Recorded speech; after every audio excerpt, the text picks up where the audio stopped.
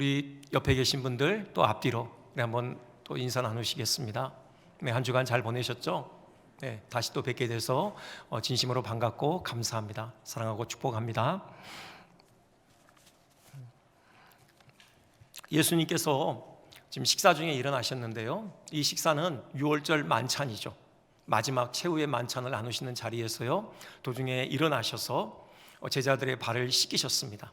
그렇게 하심이 여기 1절에 예수님께서 땅에 있는 자기 사람들, 제자들이죠, 제자들을 사랑하시되 끝까지 사랑하셨다.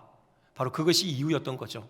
그러니까는 예수님께서 제자들의 발을 씻기신 것은 예수님께서 제자들을 어떻게 사랑하시는지, 얼마나 끝까지 사랑하시는지 바로 그 사랑을 드러내고자 하심인 것입니다. 그래서 오늘 이 세족식 가운데 드러난 예수님의 끝까지의 사랑이 어떤 사랑인지를 한번 같이 생각하는 시간을 갖겠습니다. 바로 본론으로 들어갔어요. 먼저 이 끝까지의 사랑은 기대를 품은 사랑이라고 할 수 있어요. 그러니까 이 끝까지라는 단어가 원어로 에이스텔로스라는 건데, 그 텔로스라는 게요, 뭐 끝이라고도 번역될 수 있고 목적, 목표 뭐 이런 용어로 번역될 수 있는 단어입니다. 그러니까는 목적에 이르기까지, 목적을 이루실 때까지 제자들을 사랑하셨다, 지금 그런 의미예요. 그렇다면 거기에 담겨 있는 함의된 내용이 뭐예요? 그것은 제자들을 향하여 예수님께서 특별한 목적을 품고 계셨다라는 거죠. 제자들을 사랑하시되 특별한 기대를 품은 그런 사랑이었다, 그런 의미인 것입니다. 과연 그 기대, 그 목적이 무엇이었을까요? 그게 지금 세족식에 드러나 있다는 거예요. 예수님께서 제자들의 발을 씻기시는 그 장면 가운데 제자들을 향하신 예수님의 그 기대, 그 목적이 지금 그대로 배어 있다는 거죠. 단지 그들의 더러운 그 오물 가득한 그 냄새나는 발을 깨끗이 씻는 것, 이것은 목적이 아니었겠죠. 그것을 통해서 어떤 보다 더 깊은 영적인 어떤 그런 내용을 상징하고 싶으셨던 거겠죠. 그게 뭐겠습니까? 그들의 그 영혼, 그들의 영혼이 온갖 죄로 더럽혀져 있는데 그 더럽혀진 그 죄로부터 그들의 영혼을 씻어내시는 것, 제자들을 죄로부터 정결케 하시는 것, 이것이 제자들을 향하신 예수님의 기대였던 것이죠. 그들이 거룩하게 되어져서 그 거룩하신 예수님의 형상에 온전히 이르러 가는 것, 이것이 제자들을 바라보실 때 예수님께서 품고 계셨던 그 기대요, 그 목적이었던 것입니다. 이렇게 죄로부터 씻음을 받을 때, 정결케 되어질 때 그들에게 주어지는 복이 뭐예요? 그것은 8절에 나와 있죠. 내가 너를 씻기지 아니하면 네가 나와 상관이 없느니라, 그렇게 말씀하시죠. 예수님과 상관이 있게 하는 거예요. 여기 상관이 있다, 이것은 신령한 교통을 의미하죠. 예수님과 생명의 연합 가운데 들어가며 예수님과 생명의 교통을 나누는 그런 복을 누리게 하신다는 겁니다. 또요, 여기 상관이라는 말은 분깃, 유업 이렇게도 번역이 될 수 있어요.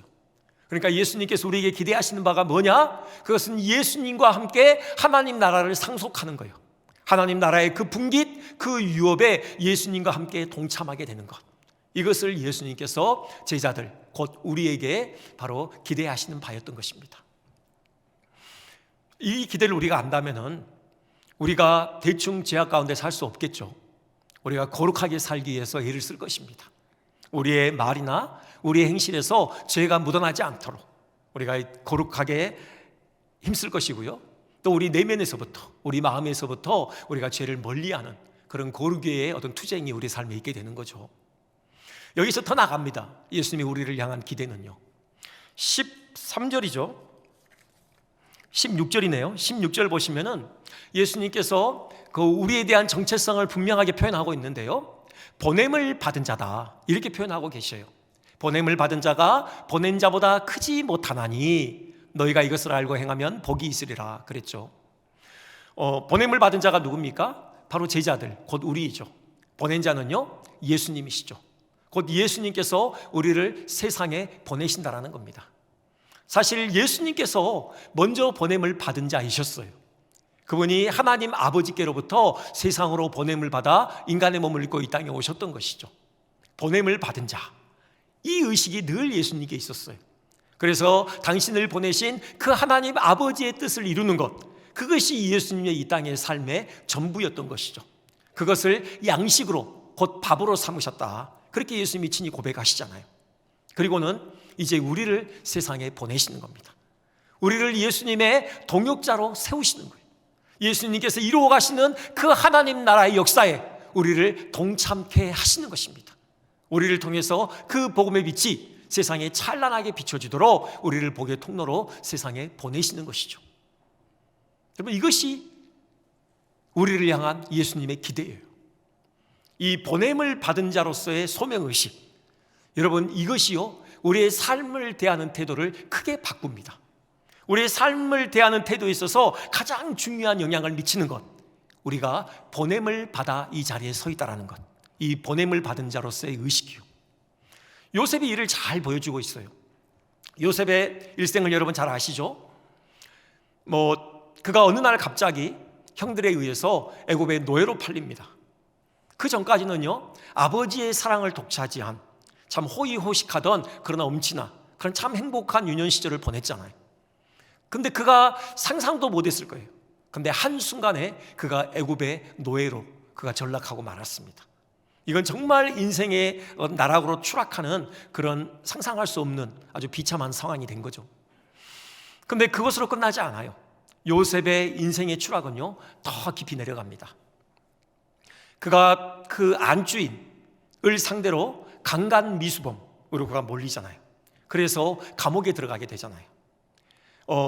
우리나라 감옥이라면은, 자기 나라 감옥이라면은 최소한의 인권이라도 보장될 수 있어요. 근데 지금 그는 애굽의 감옥에 갇히는 거예요. 노예의 신분으로, 그리고 죄수의 신분으로요. 최소한의 인권도 보장받을 수 없는 그런 처참한 상태로 그가 전락하게 된 거죠.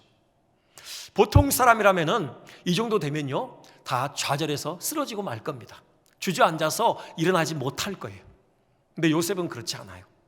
요셉은 그런 상황에서도 묵묵히 자기에게 주어진 그 일을 감당합니다.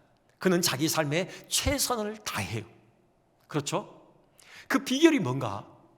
그 비결이, 그건요 바로 보냄을 받은 자로서의 소명의식이에요. 그가 극적으로 애굽의 총리의 자리에 오르잖아요. 그리고 자기를 팔았던 그 형들을 만나게 됩니다. 그 형들에게 하는 그 고백이 있어요. 그게 창세기 45장이죠 하나님이 큰 구원으로 당신들의 생명을 보존하고 당신들의 후손을 세상에 두시려고 나를 당신들보다 먼저 보내셨나니, 그런즉 나를 이리로 보내는 당신들이 아니요 하나님이시라. 이것이 요셉에게 있었던 보냄을 받은 자로서의 소명의식이었어요. 물론 그가 감옥에 들어갔을 때 이 정도로 확실하게 하나님의 선하신 계획을 다 알고 있지는 않았죠. 하지만 그에게는 적어도 하나님께서 나와 함께 하신다라는 그 사실만큼은 분명하게 확신했던 것이죠. 그렇다면 하나님께서 나를 이곳으로 보내셨다라는 그런 소명의식이 그에게는 있었다라는 거예요. 그에게 이 의식이 없었다라면 그는 벌써 쓰러지고 말았을 것입니다. 그 자기를 판 형들에 대한 원망, 그 원망이요 자기를 삼켜버리고 말았을 거예요. 그런데 그는 그게 아니라 하나님께서 나를 이곳에 보내셨다, 그 소명의식, 그것이 바로 요셉을 붙들었던 것이죠. 그 초라한 그 노예의 움막에서도, 빛이 한 줄기 비치지 않는 그 차디찬 지하 감옥에서도 그가 그의 삶을 최선으로 그가 마주할 수 있었던 것은요 하나님께서 나를 이곳으로 보내셨다, 그 바로 보냄을 받은 자로서의 소명의식이라는 겁니다. 여러분, 우리도 마찬가지죠. 예수님께서 우리를 위해서 기대를 품고 계십니다.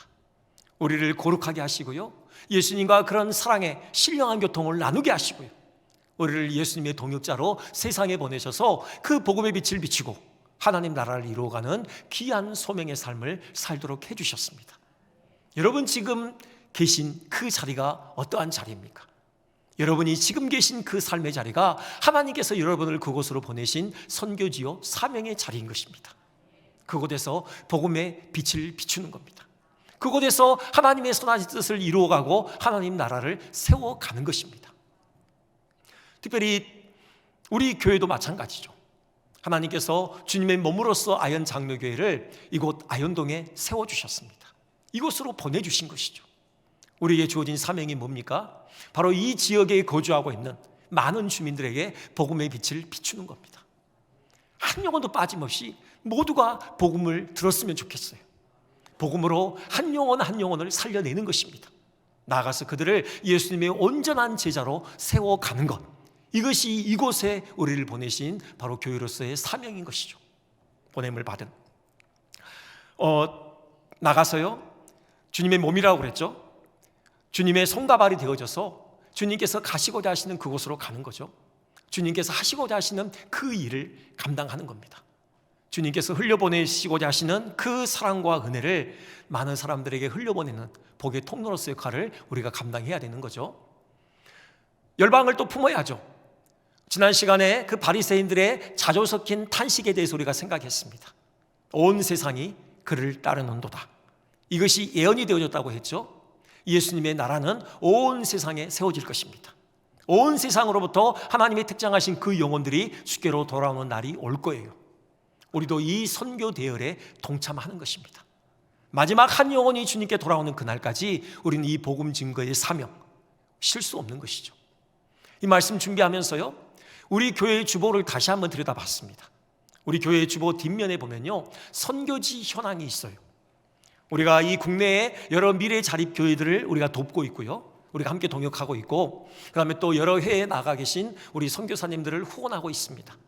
각 선교회가 이렇게 개별적으로 맡고 있고, 또 교회 선교위원회가 이 일을 감당하고 있죠. 그런 생각을 해봤어요. 단지 우리가 매달 정해진 헌금만 드리는 것이 아니라 우리가 정말 더 관심을 가졌으면 좋겠다. 선교사님들이 지금 어떤 상황에서 선교 사역을 감당하고 계시는지, 그들이 서 있는 그 사역의 자리가 바로 어떤 자리인지 우리가 좀 더 돌아봤으면 좋겠고, 구체적인 기도 제목을 가지고 우리가 함께 기도했으면 좋겠다. 국내에서 정말 농어촌에서 열악한 환경에서 그 한 영혼 한 영혼 붙들고 씨름하는 우리 그 목사님들의 노고를 기억했으면 좋겠고, 지금 우리가 함께 무릎으로 그 사역에 동참했으면 좋겠다. 여러분, 그렇게 우리가 구체적으로 우리 또 섬김의 사역을 감당하는 그런 교회 되어졌으면 좋겠습니다. 두 번째로 생각할 것요, 이 예수님의 끝까지의 사랑은 지극한 사랑이죠. 끝까지. 이것은요, 그 사랑의 분량을 또 의미하기도 합니다.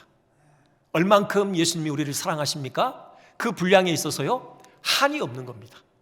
무한히, 아주 지극히 우리를 사랑하신다. 그런 의미가 이 안에 담겨 있는 거예요. 여러분 생각해 보세요. 사람이 누군가를 사랑한다고 할 때 여러분, 그 사랑의 최고의 분량은 어디까지일까요? 어디까지겠습니까? 그건 그 사랑하는 사람을 위해서 내 목숨을 내어주는 거죠. 그렇죠? 그게 최고의 사랑이죠. 예수님께서도 그렇게 말씀하셨어요. 요한복음 15장에서 그렇게 말씀하시죠. 사람이 친구를 위하여 자기 목숨을 버리면 이보다 더 큰 사랑이 없나니. 우리의 목숨을 내어주는 사랑, 그것이 최고의 사랑이고 가장 풍성한 사랑인 것이죠. 그 배우 김혜자님이 쓴 그 꽃으로도 때리지 말라, 이런 제목의 책이 있잖아요. 그 책에 나오는 한 토막 이야기인데요, 잭 켈리라는 그런 이름의 기자가 경험한 경험담입니다.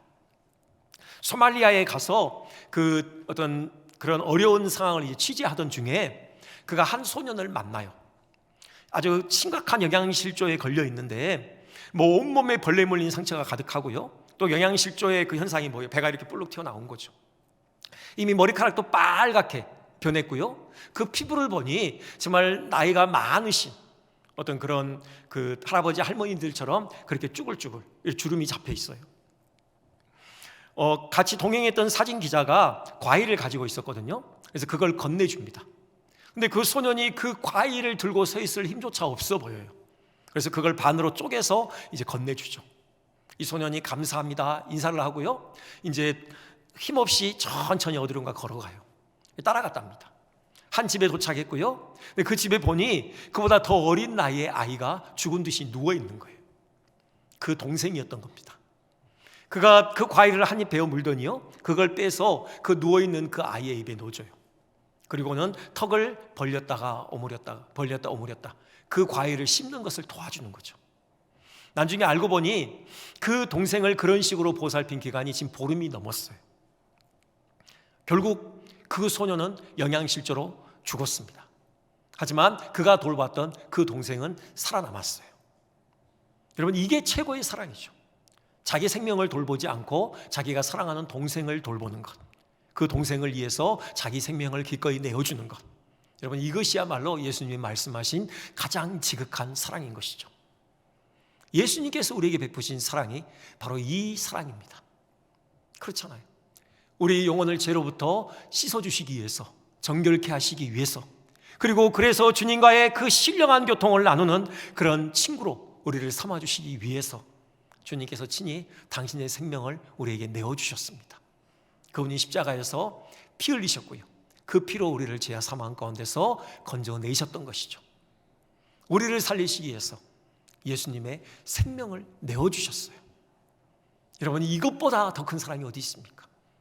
우리는 이 한이 없는 이 지극한 사랑을, 지극한 사랑을 받은 자들입니다.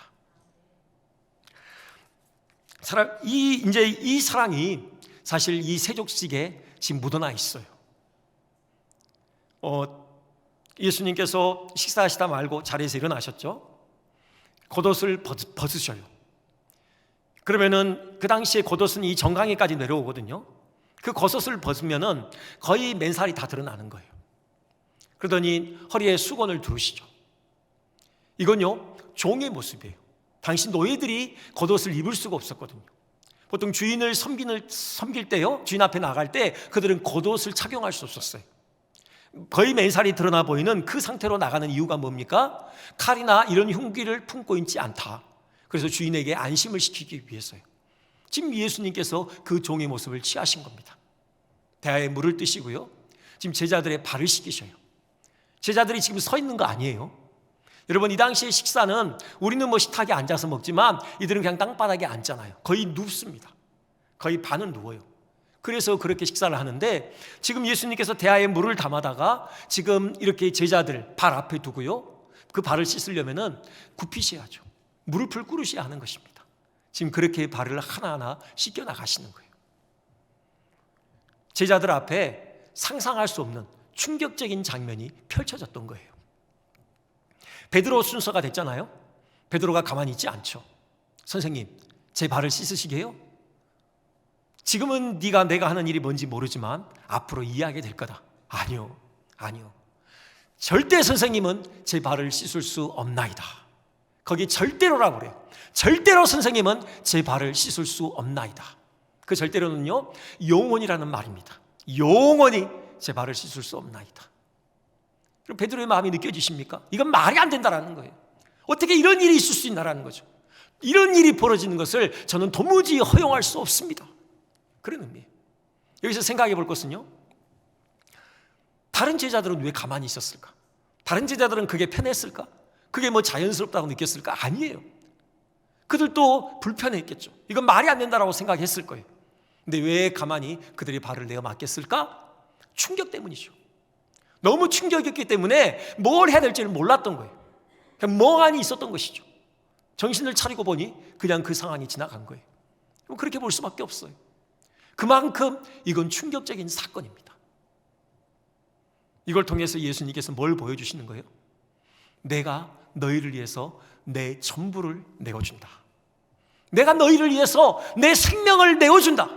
내가 너희를 이렇게 씻기기 위해서 내 생명을 기꺼이 십자가에 바칠 것이다. 예수님이 그 사실을 이 세족식을 통해서 분명하게 보여주고 계신 거예요. 이것이 예수님의 우리를 향한 사랑이죠. 여러분, 우리는 이 사랑을 받은 자들이에요. 여러분, 이 시간 우리의 마음으로 활짝 여셨으면 좋겠어요. 사실 생각할수록요, 이건 황송한 일이에요. 그렇죠? 하나님 아니십니까? 하나님께서 그의 겉옷을 벗으셨다. 그의 신성을 마치 벗어버린 것 같은 거예요.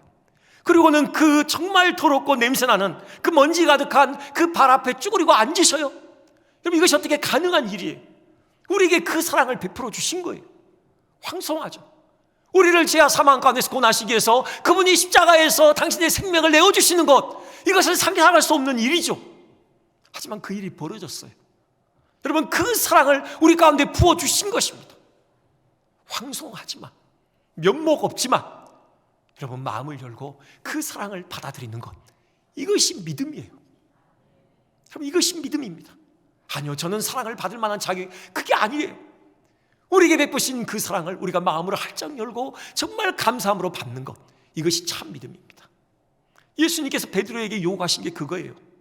내가 너를 씻어주지 않으면 네가 나와 아무 상관이 없다.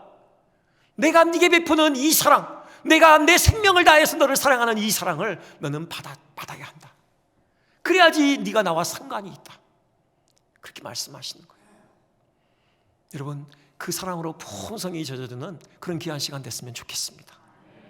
여러분, 언제든지 예수님께 여러분 발을 내미십시오. 우리가 살다 보면은 우리가 우리 자신을 용서할 수 없을 만큼 그렇게 처참하게 그렇게 죄악된 모습을 보게 되죠. 여러분, 그때도요, 여러분 믿음을 가지고 우리의 그 더러운 발을 예수님께 내미십시오. 어떠한 죄든지 예수님의 피가 씻지 못할 죄는 이 세상에 없습니다.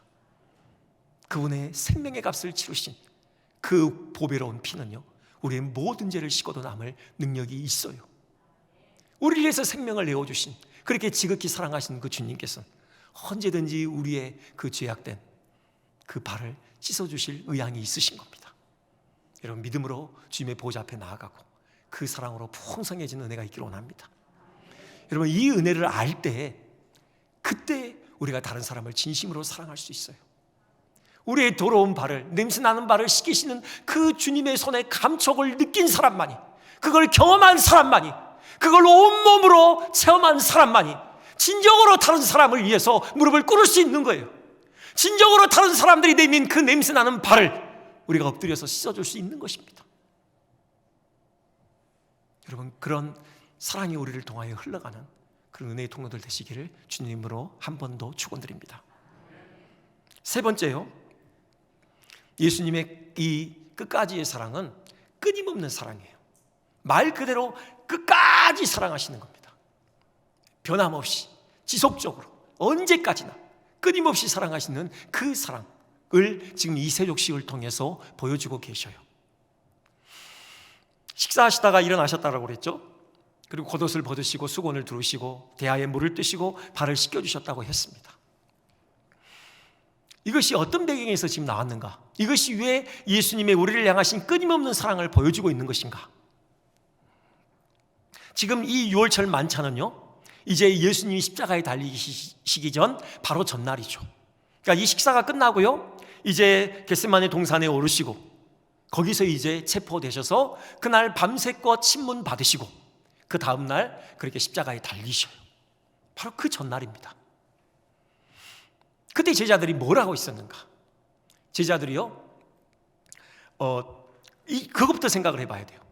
사실 먼저 생각할 것은, 여러분 14절부터 한번 보시겠습니까? 14절 보시면 이런 내용이 있습니다. 내가 주와 또는 선생이 되어 너희 발을 씻었으니 너희도 서로 발을 씻어주는 것이 옳으니라. 내가 너희에게 행한 것 같이 너희도 행하게 하려 하여 본을 보였노라. 이렇게 말씀하시죠. 그러니까 예수님께서 지금 이렇게 발을 씻어주신 것, 이것이 뭘 의도하신 거냐? 친히 모범을 보이셨다는 거죠.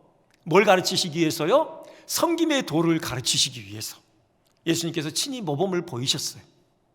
근데 우리가 생각할 것은 지금 이때만 예수님께서 섬김의 도를 가르치신 게 아니라는 거예요. 사실 그 전부터 많이 말씀하셨어요. 한 번은요, 제자들이 서로 자기들끼리 누가 크냐 싸워요. 그러다가 이제 예수님께 물어요. 예수님, 천국에서는 누가 큰 자입니까? 그때 예수님이 어떻게 답변하시느냐? 어린아이를 부르시죠. 불러다가 제자들 가운데 세우셔요. 누구든지 이 어린아이와 같이 낮아지는 자가 바로 천국에서 큰 자다, 그렇게 말씀하셔요. 그리고 예수님이 그런 말씀도 하시죠. 인자가 온 것은, 곧 예수님께서 오신 것은 섬김을 받으려 함이 아니요 섬기려 하고 자기 목숨을 많은 사람들의 대속물로 주려 하심이라. 또 그렇게 말씀하셔요. 어제 새벽 예배 때도 잠깐 살펴봤는데 요한복음 12장에요, 예수님께서 하시는 말씀 중에 한 알의 밀이 땅에 떨어져 죽지 아니하면 한 알 그대로 있고 죽으면은 많은 열매를 맺느니라. 또 이렇게도 말씀하셨어요. 여러분, 이 모든 게 뭘 말씀하시는 거예요? 섬김의 도에 대해서 말씀하시는 거예요. 하나님 나라의 원리는 뭐냐? 섬김이라는 거예요. 하나님 나라가 어떻게 세워지냐? 섬김을 통해서 세워지는 거라는 거예요. 세상 나라처럼 무슨 칼의 권세로, 힘으로, 무력으로 제압해서 세워지는 나라가 아니라 철저히 나를 낮추고 철저히 나를 복종시키고 섬기고 희생함으로 세워지는 나라가 하나님의 나라다. 이걸 예수님께서 수차 말씀하셨어요. 그런데 제자들이 이 말씀을 들으려고 하질 않아요. 그래서 다시 말씀드리지만 그 유월절 만찬, 예수님께서 잡히시기 전 그 전날 밤에 그 식사 자리에 앉아서 그들이 뭘 하고 있었는가? 여러분 누가복음 한번 보여주시겠습니까? 누가복음 그렇게 말씀하시죠. 22장 24절인데요. 또 그들 사이에 그중 누가 크냐 하는 다툼이 난지라. 지금 이거 하고 있었어요. 그들이요. 지금 이 식사 자리에서 지금 자기들 중에 누가 큰가? 지금 예수님이 나라를 세우실 때 그 왕이 좌우편으로 누가 앉을 것인가? 지금 그거 서로 지금 내기하고 있었어요. 서로 그것 때문에 서로 다투고 있었다고요. 예수님께서 그 상황에서 말없이 일어나신 거예요. 그리고 발을 씻기신 거죠. 이런 생각이 들어요. 예수님은 얼마든지 그 자리에서 숟가락 내려놓으시고 호통치실 수 있으세요. 너희들 지금 이 자리가 무슨 자리인지를 아느냐? 너희들 지금 내게 앞으로 무슨 일이 일어날지 너희들이 지금 알고 있느냐? 왜 그렇게 철이 없느냐? 아니 그 정도 얘기했으면 좀 알아들어야 될 것 아니냐? 예수님이 이렇게 호통을 치실 수도 있다고요. 근데 그렇게 하지 않으셔요. 그냥 말없이 일어나셔서요, 겉옷을 벗으시고 그 수건을 허리에 동이시는 거죠. 그리고 그냥 무릎을 굽혀서 제자들의 그 더러운 발을 씻어 나가시는 거예요. 왜요? 실물 교훈하시는 거죠. 한 번 더 말씀하시는 거예요. 도무지 말로 안 되니까 보여주시고 그들로 하여금 경험케 하시는 거예요. 이것이야말로 하나님 나라가 세워지는 근본 원리라는 것, 이거 외에 다른 길이 없다라는 것. 내가 너희를 앞으로 내 동역자로 세상에 보낼 것인데 너희들이 나를 이어서 하나님 나라를 세우는 것은 이 섬김의 길 외에는 없다라는 것을 다시금 이 행함을 통하여서 보여주시는 거예요. 그리고는 자리에 앉으셔서 한 번 더 그 섬김의 도에서 가르치시죠. 끊임없는 사랑이죠. 그렇죠? 포기하지 않으신다고요. 계속해서 가르치시고 말씀하시는 거예요. 이 세족식으로 인하여서 이들이 다 섬김의 도를 배웠냐? 그거 아니죠. 아직 갈 길이 멀죠. 그 다음날, 그날 밤에요, 제자들이 다 뿔뿔이 흩어지죠. 잡혀가는 예수님의 모습을 보고요. 베드로는 겨우 따라가요. 예수님의 그 지척까지 가죠. 근데 그만 예수님을 지척에 두고 예수님을 3번이나 모른다고 부인하잖아요. 그 처절한 실패감을 가지고 그가 다시 갈릴리 바다로 돌아갑니다. 예수님께서 부활하셔서 그 베드로를 찾으시죠. 베드로를 불러 세우고 예수님께 소통하시나요? 내가 경고했지. 너 왜 맨날 그렇게 사고만 치고 있느냐? 예수님이 호통하지 않으셔요. 숯불을 피우시잖아요. 떡을 준비하시고요, 생선을 구워서 그 피곤한 그들을 아침 조반으로 맞이하신다고요. 예수님의 그 못자국이 있는 그 손으로요, 베드로에게 그 생선과 떡을 건네셔요.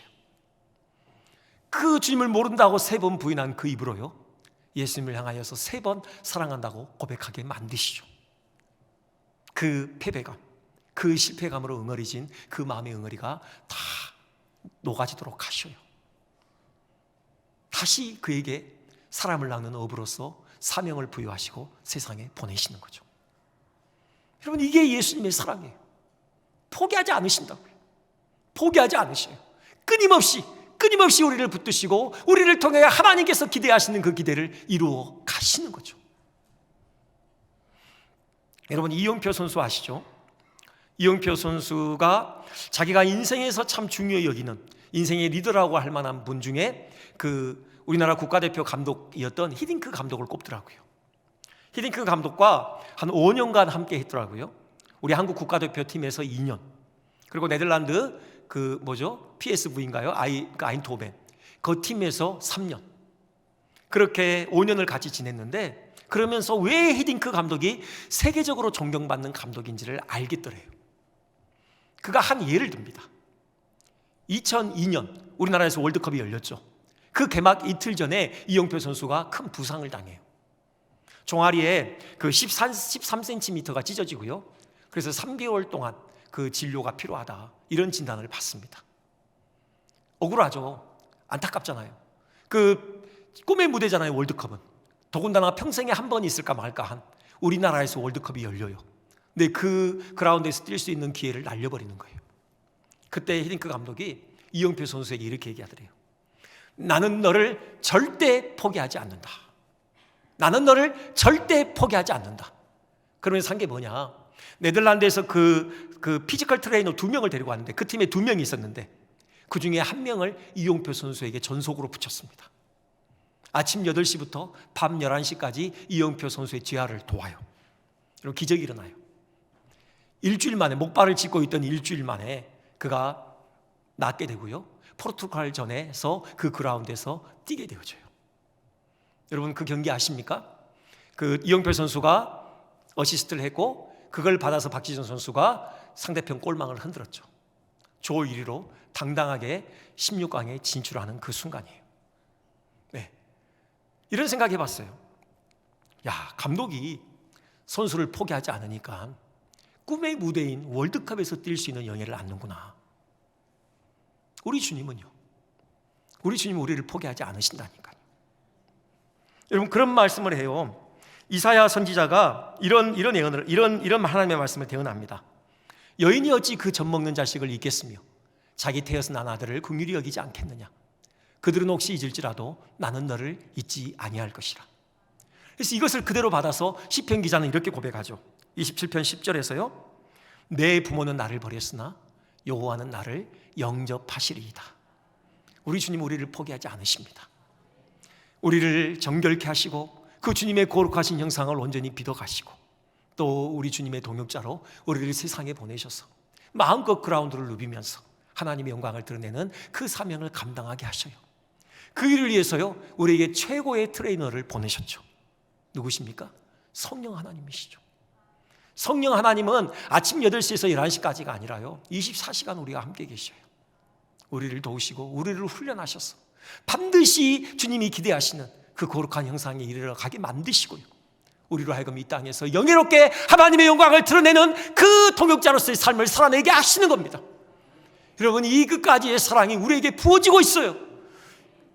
이 사랑으로 말미암아 우리를 통해서 하나님 기뻐하시는 열매가 풍성하게 맺어지는 그런 복이 우리 모두에게 부어지기를 주님의 이름으로 축원드립니다.